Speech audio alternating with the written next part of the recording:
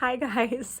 So I am sitting on my deck. I can't believe I'm sitting on my deck and it's November because it's kind of a weird day. It's just sunny. It's not normally this sunny in the fall time, but I have not made a video in like 2 weeks and I've been missing sharing videos. And so I was like, I gotta make this happen this week, even though it's been a crazy week this last week, but I really wanted to get another video out, so I'm excited to chat with you guys today about this very interesting article that I read the other morning about this so sad story, but it made me think about the gospel, and I'm going to share that with you guys. But first, I just want to let you know where I've been if you didn't see my community post. So we had this crazy windstorm last Friday, a week ago from Friday, and the power was out for a few days. Well, then our internet was out like most of the week, and during that whole time, my son Cole has been really sick. He had RSV, so it was like a lot of things going on, and then this weekend kind of turned out a little different than I expected, so it's been a crazy time of it, but hopefully things are gonna settle back down soon. Really hope so. But anyways, so I want to talk about this story with you guys. Sometimes, well, most mornings, I have a hard time getting out of bed and I find myself scrolling on my phone. I know you're not supposed to do that, but I do that most mornings, okay? That's my guilty confession. It's something I need to work on, you guys. Tell me, how do you get motivated to get going for the day? I need to know. But so I'm scrolling on Facebook and this story comes up on my phone and I click on it to read, and it's this really sad story about this woman that decided, she was in her 60s and she decided she wanted to do the Appalachian Trail, which I think is like a huge trail. It would take her like a number of months to do and to hike this trail. And so she starts out the hike with a friend. So she has someone with her.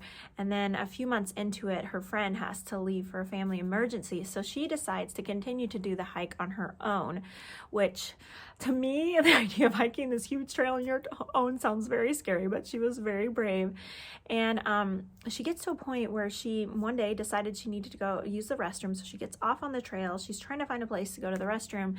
After she goes, she realizes she can't remember where the trail was. So scary, like I can't even imagine. And so she's trying to find the trail and then cannot find it. She at some point, I guess, resigns to setting up camp and just waiting, hoping that somebody will find her. She tries to send out text messages to her family, her husband that was supposed to meet her along the trail, and there's no cell reception. So what ends up happening is she passes away because people are out looking for her, trying to find her, and no one was able to find where she had her tent set up, where she had a camp set up waiting for somebody to try to find her and save her. And what's so sad is they found her journal, and she had written in her journal, like, please give this to my husband and my family. And anyways, I'm going to link the article if you would like to read that very sad story. But what it made me think about was here's the really sad part of the story is I found out that this woman ended up being only 2 miles away from where she could have kind of gotten back on track. At least one of these articles said. And this other article I read that someone had written a book based off of her story on teaching people survival skills for being out in the wilderness. And they had said if this woman had known basic survival skills, she would have probably been able to make it. So anyway, she was not really super far away from the main trail.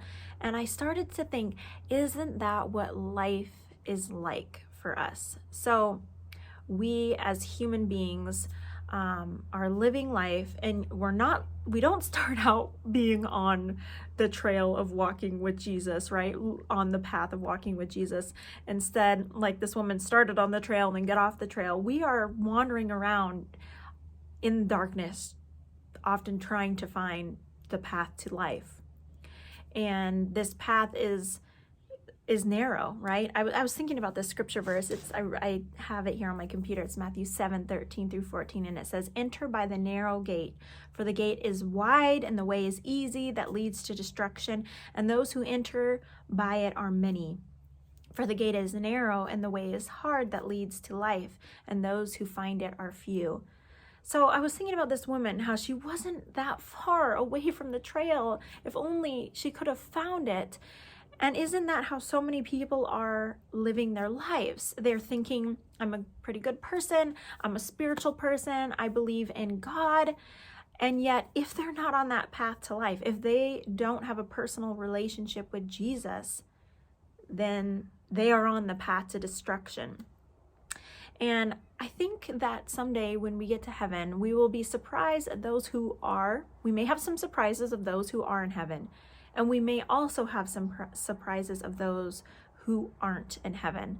I don't know if we'll be thinking about all those things, but just realizing that there's many people that may have the best of intentions. They may go to church every Sunday. They may be the most wonderful person. And yet if they don't know who Christ is, as Jesus says in John 14:6, I am the way, the truth, and the life. No one comes to the Father except to me, through me. And it all comes down to, who do you believe Jesus is? And have you accepted his free gift of salvation in your life? And I love sharing all different kinds of content on my channel, but that's the most important thing, is the gospel that I want to encourage others. Is if you don't know Jesus, I hope that through the videos I make that it points you to Christ. And you're welcome here if you're questioning or you have doubts in your faith. And if you are following Christ, I hope that you feel encouraged in your walk with God, and the things that I share just even about everyday life is just an encouragement to you as a Christian woman in your faith. But it just breaks my heart thinking about how there's so many people in each one of our lives that we care about and that we love, but are not going to heaven currently, right at this point. And so what I want to inspire and encourage you today is pray for those that are not saved. And this is a long haul prayer goal, because I know this is a motivation for myself as well. It can get hard to continue to pray for people that are maybe even being given opportunities to come to Christ, and yet they're turning away from that. And it can get discouraging to keep praying and almost feel like, what's the point? But there is a point. Our prayers do something. People ultimately have a choice whether or not they're going to choose God, but our prayers do work. It's a supernatural process, and I don't know all how it works, but I do know that God works in the midst of our prayers. And also pray for opportunities to share the gospel with those that don't know Christ. And maybe if you're a stay-at-home mom, or maybe you work in a Christian environment and you're feeling like, well, I don't have very many opportunities to be around non-Christians, pray for that. Pray that God would give you opportunities. It was really cool. I was feeling discouraged for a while because I was like, I'm not really around non-believers very much. And I want to be encouraging other people to follow Christ. And then God started giving me the opportunities to be around non-believers. And that's just so cool how God works. So all of this is we're partnering with what God is already doing. It's not all on us to save people. Of course we can't save people, but sometimes it can feel like this really burdensome process. It's not all on us. God's working. We just have to partner with him, come alongside with what he's already doing. But don't just assume that people are saved. Don't just assume people, well, they're great and they come to church, but then you have conversations with them and you're kind of confused, maybe I'm not sure if they really get it, what it means. And not in a prideful sense, they don't get it. You're genuinely concerned for someone, I'm not sure if they know Jesus. Don't just assume. Pray for those people and pray for opportunities to just speak into their lives, just encouraging them just in a natural way for things to come up, whether it's just naturally in conversation, or you really feel pressed to I need to just come right out and I need to say I really feel burdened. I want you to know Christ. This is the most important thing in my life. There's different opportunities that may arise. But that's what I wanted to share with you guys today. It's the gospel is the most important thing, and for people to know Christ. And this is what has helped me, having this kind of thought in my mind, is I don't want somebody that I know get to hell someday and go, why didn't Molly tell me? Why didn't Molly tell me about Jesus? And I'm sure you don't want the same either. And so just pray that for those that aren't saved, and pray for opportunities to share and come alongside with what God's already doing. So that's what I want to share with you guys today. I hope you're doing well. Just pop in the comments, like, let me know what you've been up to lately. I want to reconnect with you guys since I haven't had a video in 2 weeks. If you're new to my channel and maybe you've never commented on any of my videos, just introduce yourself, would you? I would love to get to know you. So anyways, love you guys, and I'll see you in my next video. Bye.